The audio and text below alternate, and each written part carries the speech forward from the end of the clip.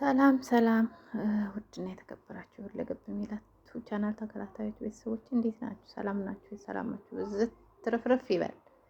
ሐረግ ክፍል 154 ምን ተፈጠረ የሚለውን ነው ይዤላችሁ የመጣሁት። ቻናሉን ሰብስክራይብ እያደረጋችሁ አብራችሁን ቆዩ ውዶቼ ማሮቼ። ላይክ ሼር ማድረጋችሁ እንዳትረሱ። እንዲሁም ላይክ ሼር ኮመንት እያደረጋችሁ ለምታበረታቱ ምስጋናችን ከልብ ነው። ውዶቼ እንዴት ናችሁ? ሰላም ናችሁ ወይ? ሰላማችሁ ይብዛ። ዛሬ እንግዲህ በሐረግ ድራማ በክፍል 154 ነው የመጣ ነው። ክፍል 154 ምን ተፈጠረ? ጉድ እኮ ነው። ናታን ምን ነካው? በዚህን ያክል ቅናት አደረበት? ምን ሆኖ ነው? እሺ የቃላብ እህት ወንድሟን እንድታፈቅረው አደረገቻት። ማን? ፂ። የቃላብ አፍቃሪ ደግሞ እየተከታተለች ነፂ ቤት ድረስ መጥታ ነበር። ከፂ ቁጥሯን ተቀብላ ሄደች። ግን ቁጥሩን ከስልኳ ላይ ደለተችባት። ማናት? የቃላብ እህት። ለምን ደለተችባት?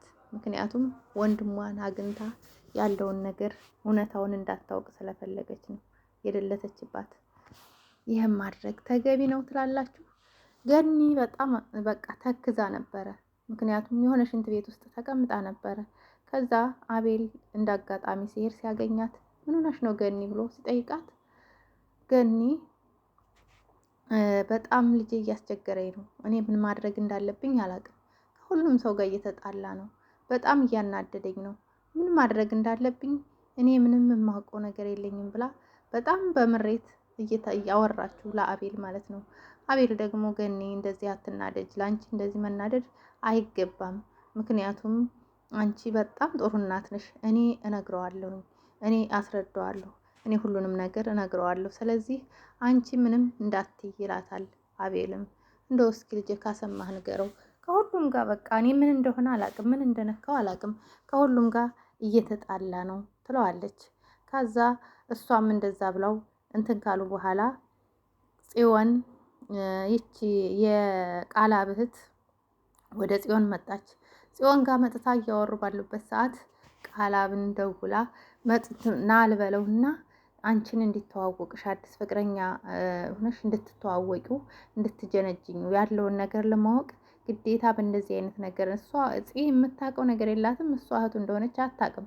ግን እንደዛ ማድረግ አለብን ስትላት በቃ እሺ ላንቺ ምስል አደርገዋለሁ። ግን እሷ በውስጧ ለምን አሁን ወንድሜን አፈቅርሃለሁ ልን ነው? ምን አይነት ጉድ ነው የገባሁት? እንደው ዘንድሮ ምን አይነት እብድ ቤተሰብ ውስጥ ነው የገባሁት? እንደው ወንድሜ ያስገባኝ ምናምን እያለች እሷም ማለት ጀመረች። ከዛ ቃላብን ደውለው ና ቶሎ መምጣት አለብህ ብላ አጣደፈችው ጽ ማለት ነው። ያው ዞሮ ዞሮ እነሱ ስለሚተዋወቁ ምንም ችግር እንደማይፈጥር ስላወቀ ቃላብም መጣ ማለት ነው። ቃላብ ሲመጣ ሰላም ተባባሉ። ሰላም አለችው። ልክ እንደማታውቀው አድርጋ የገዛቱ ሰላም አለችው። እሷም እንደዚሁ ሰላም ተዋወቁ አለችው። ተዋወቁ። ከዛ ቁጭ አለ። ቁጭ ካሉ በኋላ ያው ሴራ ለማሴር ነበር ሀሳቧ። ከዛ እሷ ተነስታ ተጫወቱ መጣሁ ብላ ተነስታ ሄደች። ተነስታ ስትሄድ ያው ለእሷ ስልትል ለማስመሰል አይደለ እሷ የሆነ እንዴት ነህ ምናምን ደህና ነህ ምናምን ብላ ጉንጩን ለመንካት ሞከረች እና ለማስመሰል ሞከረች፣ እህቱ ማለት ነው። ከዛ እሱም ወደዛ ሂጂ አንቺ ምን አይነት ወራዳ ሴት ነሽ ምናምን ብሎ ምክንያቱም ተደብቃ እያዳመጠቻቸው እንደሆነ እያየቻቸው እንደሆነ ስለሚያውቁ ማለት ነው ጽን። ከዛ እንደዛ ሲላት በቃ እንዴት እንደዚህ ታደርጊያለሽ? ምን አይነት ባለጌ ነሽ? ምናምን እያሉ እነሱ ሁለታቸው እህትና ወንድም መጣላት ጀመሩ፣ ማስመሰል ጀመሩ። ፂም እውነት መስሏት ምንድን ነው ምናምን አንቺ እቺ ጓደኛሽ ምን አይነት ባለጌ ናት? እንዴት ሰው እያለ ትጠሪኛለሽ አንቺ ሲጀመር ምናምን ይላታል። ምን ችግር አለው እንድትተዋወቁ ብዬ እኮ ነው ትለዋለች ፂም። ከዛ ቁጭ አለች። እነሱ ሁለታቸው እየተጨቃጨቁ ነበር። አንተን እንደ ወንድ ነው ብላ የምታፈቅር ሴት ካለች እውነት በጣም ተሳስታለች እያለች እሷን መፎገር ጀመረች። ከዛ እሱም ራስ አርፊያት አንቺ ልታሰድቢ ነው ያመጣሽያት ምናምን ሲላት ኧረ እባካችሁ ታረጋጉት፣ ግን የምትተዋወቁ ነው የምትመስሉት ከዚህ በፊት እንደ አዲስ ሰው ራሱ አትመስሉ ምናምን ስትልጽ ደግሞ ከዛ እሷ ድንግጥ ብላ ከዚህ ጋር እኔ መቼም መተዋወቅ እንኳን አልፈልግም ማወቅም አልፈልግም ትላታለች።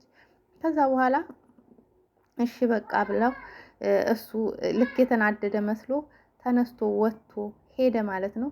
ከዛ ወጥቶ ከሄደ በኋላ እሷም ምክንያቱም ቆይ ከዛ እሷም እስቲ ቆይ ሳይርቅ ልከተለው በጣም ተናዷል። አናደርሽው አይደለ ጎበዝ ነሽ ምናምን ስትላት አዎ ለአንቺ ስል ምን ላድርግ ብለሽ ነው አለች። እሷም ከዛ ሩጣ ጺም ተከተለችው። እንዴ አንተ ቃላ ምን ሆነህ ነው አምረህ ነው እንዴ ምናምን ስትለው እንዴ አንቺ እንዴት ነው ምን አይነት ሴት ናት እዚህ ጋር አንጥተሽ እንደዚህ ልታደርጊኝ የቻልሽው ምናምን እያለ ሲል ለካ የቃላ አፍቃሪ ደግሞ ያኔት ተደብቃ እያዳመጠች ነበረ። ከዛ ሲያወሩ ያው የሚያወሩትን ነገር ስታዳምጥ እንዴ ማን ናቸው እነማን ናቸው ማን ናቸው ስብስብ እዚህ ጋር ያሉት ማናት ውስጥስ ያለችው ምናምን እያለች ስታዳምጥ እህቱ እንዳለች ውስጥም ተረዳች። ከዛ እሱም በቃ ቸው ብሎ ተናዶ ሲሄድ ፂን ሩጣ እሷ ሀይ እናት ደህና ነሽ ምናምን ብላ ስታናግራት እንዴት ነሽ ስትላት ከዛ በኋላ ይህን ሰውዬ የት ነው የምታውቂው ምናምን ስትላት እንዴ ማለት ምን ማለት ነው የት ነው የምታውቂው ስትላት እንዴ ማለት ምን ማለት ነው ምናምን ብላ አለቻት ፂም። ከዛ ማለት ማወቅ ፈልጌ ነው ስትላት እንዴ ምን ለምንድን ነው አንቺ ማንሽ ለምንስ ነው ማወቅ የፈለግሽው ምናምን ስትላት አይ ማለት ማወቅ ፈልጌ ነው ምናምን ስትል አይ ማለት እኔ እንዴት ነው ማለት እንዴት ምን ማለት ነው ምናምን ብላ ኮስተር ብላ ጺም ልትሄድ ስትል አይ እኔ እኮ ፍቅረኛው ነኝ የድሮ ፍቅረኛው ነኝ እና ስለሱ ማወቅ ፈልጌ ነው።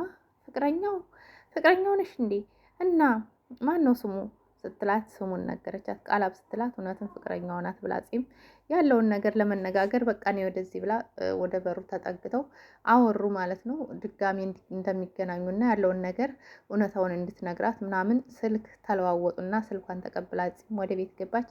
ያችም እዛው ተቀመጠች ሄደች ማለት ነው።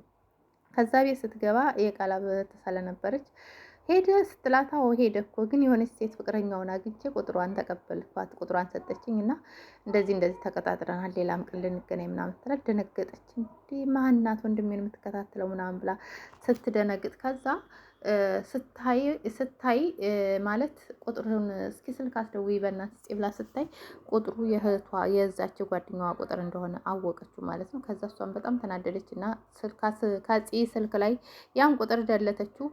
ከዛ ወንድሜ እየደወለልኝ ነው ልሄድ ነው መሄድ አለብኝ ብላት ቶሎ ነው የወጣችሁ። ከዛ ማለትም ቶሎ ወጥታ ግን አገኘቻት። ከዛ ሩጣ አገኘቻት ማለት ነው ያኔትን። ከዛ ስታገኛት እሷም ልክ ልታስመስል የሆነ አለ አይደል እንደማስመሰል አድርጋ እንትን ለማለት እንዴት ነሽ ምናምን ብላ ሰፍ ብላ ሰላም ልትላት ስትል ዘወር በይ እባክሽ አንቺ ምን አይነት ሰው ነሽ አንቺ ምናምን ብላ በጣም ተናደደችባት። ከዛ ምን ሆነሽ ነው ስትላት እንዴት ስትከታተይኛለሽ ምናምን እንዴ ኧረ ያልተከታተልኩሽም ተኝቼ ነበር አሁን የተነሳው ተረባክሽ ተኝተሽ ነበረ ቁጥርሽን የተለዋወጥሽ አንቺ ቁጥር አይቼዋለሁ ምናምን እሺ በቃ ቆይ ላስረዳሽ እንዴ አንቺ እኮ በቃ ቸኩለሽ እንደዚህ ስትሄጂ የት ልትሄድ ነው ብዬ ነው ምናምን ብላ አሸወደች ማለት ነው። ግን እየተጨቃጨቁ ነበር። ከዛ እንዳትከተኝ እንዳታናገሪ ምናምን ብላ ጥላት ሄደች እሷም። ከዛ ቃላብ ደግሞ ናታን ጋር ተቀጣጥሮ ነበረ። ቃላብ ናታን መጣ። ቃላብን አገኘው መንገድ ላይ ቆሞ። ከዛ ደግሞ እሱ ሰርፕራይዝ ነው። እሱም እንደዚሁ እንዴት ነህ ደህና ነህ ብሎ ወደ ቤት እንዲሄዱ ነው ያስገድደው ማለት ነው። ወደ ቤት መሄድ አለብን ሲለው እንደ ቤት ባንሄድስ ሌላ ቦታ ሆነን ብናወራስ ምናምን ሲለው አይ ቤት መሄድ አለብን ምክንያቱም ናታን ምን አይነት ሪአክሽን ያሳያሉ ይፍራታና ቃላብ የሚለውን ነበረ ሀሳቡ ማለት ነው ይዞት የመጣው። ወደ ቤት መጡ። ቤት መጣው ከመጡ በኋላ ስለቤቱ ምናምን ማውራት ጀመረ። የቤተሰቦች ቤት ነው ትልቅ ወንድም አለኝ ምናምን እያለ ማውራት ጀመረ። ከዛ በኋላ መጣች ይፉ ስትመጣ ስታየው ደነገጠች። እንዴ ምን ነው ደነገጥሽ አንቺ ምን ነው ምናምን ሲላት አይ እኔ እኮ ብቻህን የመጣ መስሎኝ ሰው ጋር ሳይህ ነው የደነገጥኩት እንጂ ሌላ ነገር አይደለም። ኧረ እባክሽ ነው እሺ ለማንኛውም የሆነ ነገር አምጪልን ሲላት ኧረ አትቸገሪ ለምን ትቸገራለች ምናምን ማለት ጀመረ። ከዛ መጀመሪያ ተዋወቁ ነው እንጂ ያሉ ተዋወቁ ጓደኛዬ ነው አላት። እሷም በቃ ደንግጣለች። ከዛ ቃላብ ይባላል ተዋወቁ ሲላት ተነሳ። እሱም ለመተዋወቅ እጇን ጨብጦ ቁሞ ነው የቆየው ፈዞ ማለት ነው። ምክንያቱም አላመነም እጇን በመጨበጡ። ከዛ ከመጨባበጥ ላይ ትቆያላችሁ እንዴ ሲለው ደነግጦ ለቀቃት ማለት ነው። ግን ስማችሁን እኮ አልተቀያየራችሁም መጨባበጥ ብቻ ነው እንዴ እኔ ናታን አንተ እኮ ነግረኸኛል ቃላብ እንደሆነ ስሙ ትለዋለች። ከዛ ማለት አንቺም አልነገርሽውም ሲላት ከዛ እኔ ፍራት እባላለሁ ውይ ስሟ የሚስትህ የባለቤትህ ስም በጣም ደስ ይላል ሲለው ቃላብ ማለት ነው እንዴ እሷስ አታምርም አለው። ከዛ እንዴ ምን አስቦ ነው ይሄ ሰውዬ በጥያቄ አፋጠጠኝ እኮ ብሎ እሱ ምንም አላለም። ከዛ ይፉም የሆነ ነገር የሚበላ ላንጣላችሁ ስትል አይ ለምን ትቸገራለሽ? አትቸገሪ ሲል ቃላም ማለት ነው። ናታን ደግሞ ምንም አትቸገርም ትኩስ ነገር ታፍላልና አለ። ሻይ አፍልታ ሄዳ ይዛ መጣች ማለት ነው። ሻዩን አፍልታ ይዛ መጣ ቁጭ ስትል ብቻ ናታን በጣም ውስጡ እየተቃጠለ ነበረ ማለት ነው።